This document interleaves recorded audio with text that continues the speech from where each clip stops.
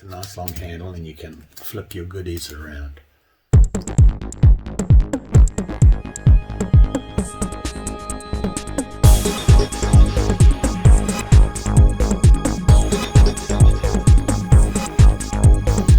Hey campers, George here. Back in the chilly man cave. Temperatures have dropped. They're in the 40s. Lordy. But promises of a warm week next week. So we hold our breath. I was just looking at meat thermometers for grilling, for the grill. I have to figure out a way to know what temperature I'm baking at when I'm using my stove or coal fire to bake using my Stanley French press. Not as easy as it sounds. But what I wanted to share with you tonight is a look at what I think I'm pretty close to what I want as my camp walkabout pack kitchen. I have it all laid out here, the things I'd like to carry with me. And looking at it, it looks pretty big. But like I said before, if it fits in my pack, doesn't weigh too much, the days of me walking miles and miles and miles with a backpack are over. I'm too old. Can't do that anymore. So weight and bulk isn't as much of an issue as it used to be before.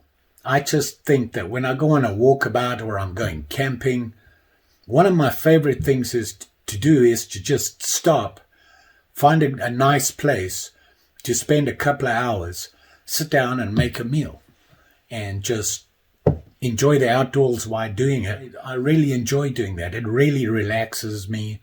I'm outside, I'm where I want to be, and I can make myself a meal. And I wanted to vary those meals as much as possible, and one of the things was baking, adding the ability to bake wherever I am. And if you've seen my previous videos, I went through the whole process of figuring out the baking thing. The last thing I have to do is figure out how to know what the temperature is inside my little makeshift oven so that I'm controlling the temperature. Right now I'm just guessing, and it's been kind of hit or miss.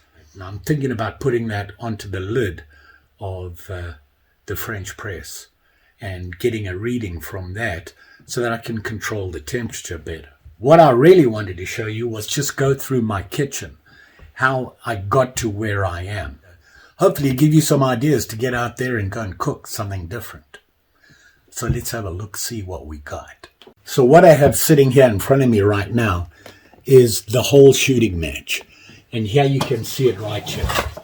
Actually, this is missing from it.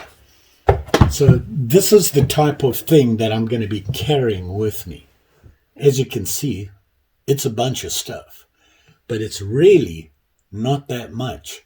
And this is everything that I have for my camp kitchen. Depending on where I'm going and what I plan to cook is really going to determine what I really need to take with me. This is my complete kitchen outfit that I will choose from to take with me when I go out on a walkabout or a camping trip. I have to decide what I'm going to be cooking and how I'm going to cook it. Now in Minnesota in winter, it gets a little hairy out there trying to cook on a fire. So getting a good fire going can be difficult. There is the other thing. Depending where you're going, you're limited to what you can do. A lot of the state or county or federal parks don't allow you to cook anymore outside of a fire ring. Finding a decent fire ring under 3 foot of snow is not easy. You're going to have to dig it out. I'm not really willing to do that. And that is why I spend so much time on trying to figure out how to gas cook. Really, if I have my gas stuff with me and it's winter, I'm good to go. I'll be able to make any meal I want to. With that in mind, I'm going to go through basically everything I have in order to be able to gas cook.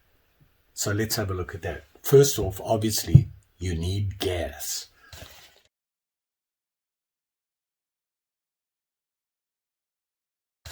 And this little package here just happens to be a bag that I have, and if you saw my last video about cleaning up, I went to the bag system simply because it's easier to find things inside my backpack. It's easy access. So in here you can see I have my gas canisters, and this is the performance blended fuel that I use. This bag allows me to carry 2 from sea to summit. Actually, I think I got it at REI, and it just happens to be the perfect fit for 2 of those canisters. I forgot, in that bag I keep this thing here, a lantern, a gas lantern, and it's pretty cool. I actually call it a gas candle because it's like having a candle, a regular wax candle, a big one that you can use to give you light. It's like it, and it doesn't take up much room, and I forgot to put it in the bag. Oops. And I would have it in here.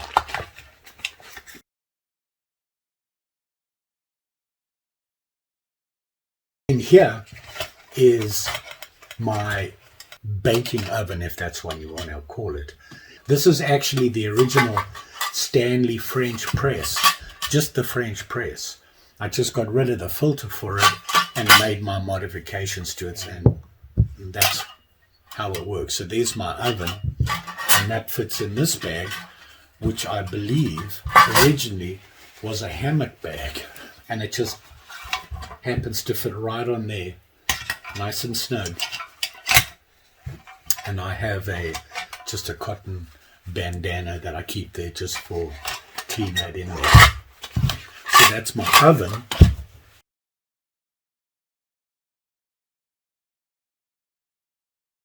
And then I have this, which is the BULin gas stove. I call it a single burner, but as you can see, it has 3 little burners on it. So it really produces some serious heat. One of my stoves I take with me. If I'm planning on baking, this is the stove that's coming with me as well.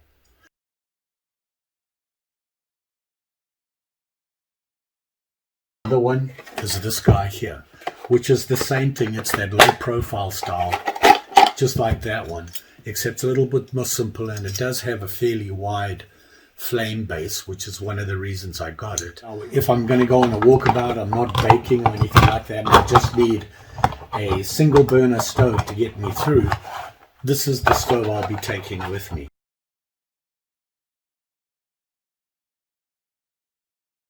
The other thing I've discovered that I needed if I'm going to be using a gas stove is this thing, and that's a windshield.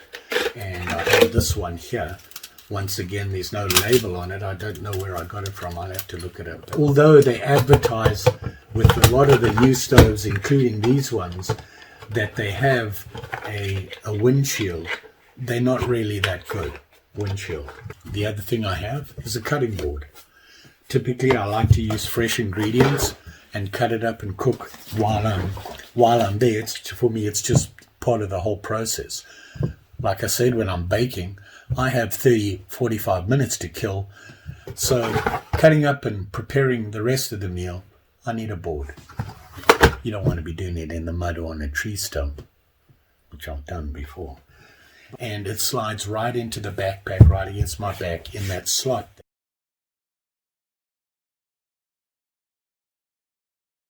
Here is my Stanley frying pan. Love this frying pan. Works really well. One of the things I have in there is my cooking and eating utensils, and these I got from BULin Camp. See, I have a spoon, knife, and a fork, a spatula, which I need for cooking, and this is from the Stanley setup with a nice long handle, and you can flip your goodies around. A spork that I got from Finis City, and I just use it for serving up. It's a little bit bigger, and I can use it for a little bigger top. There's 2 little bags that I got from Sea to Summit.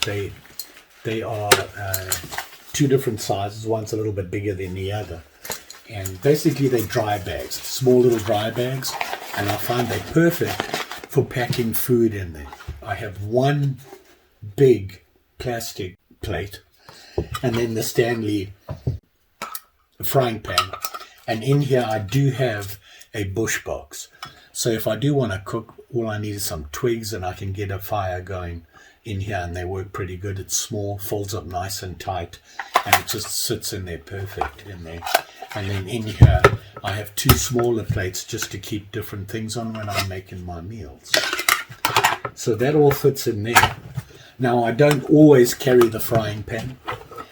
One of the reasons is if I know I'm not going to use it, I'm not taking it with. It's kind of heavy. I love this frying pan, but it is heavy. If I don't plan on needing anything to fry with, it doesn't come with.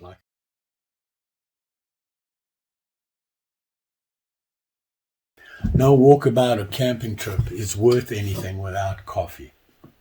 And this is the Stanley French press all-in-one system. And this is the latest one that they came up with. The other one was just the French press. This is a lot more. It's a 3-in-1 system. It has a thermos, it has a pot, it has the French press filter on it, and then you have your thermos right here.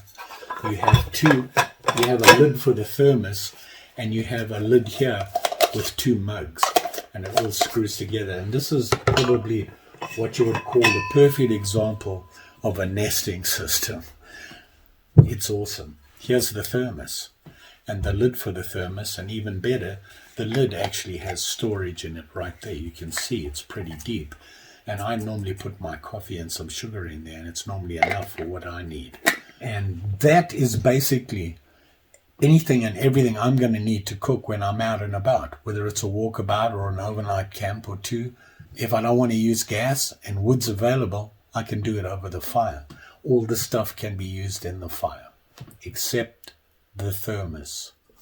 That's my camp kitchen setup I have right now. And although it looks like a lot of stuff, I've actually carried all of this in my summer day pack, which is the smallest pack I have that I take on a day hike. And that was my outdoor products one, which was on my 2020 first fall colors video. Up a lot of space, but I had no problem. It all fit in there. And then I have a canteen, obviously, to carry water, and you can also carry water in your thermos. Complete system there. Hopefully that gives you some ideas, and that's what I intend to have in my pack. It's taken me years to get to this point. The days of just using my original little Stanley adventure cook pot are gone. Now I want to make meals. One of the reasons I'm out there is just to make a meal in the outdoors and sit there and enjoy it during a walkabout or a camp, and really eat a little bit differently when you're out there. Don't limit yourself as to what you can eat. It takes preparation though. You got to plan your meals really well.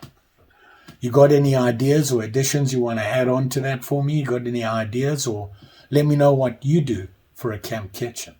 This will work for summer and winter for me. I don't have to use the stoves in summer because there's plenty of wood out there, and you can make a fire unless you're going somewhere where that's not allowed. So hopefully that gave you some ideas, and you now know what I'm planning. But don't forget, like, share, subscribe. You know the story. I've got to make a video on preparing for winter, what I take with and what's different from summer, and how I prep for that. Stay tuned. Just saying. Thanks for watching.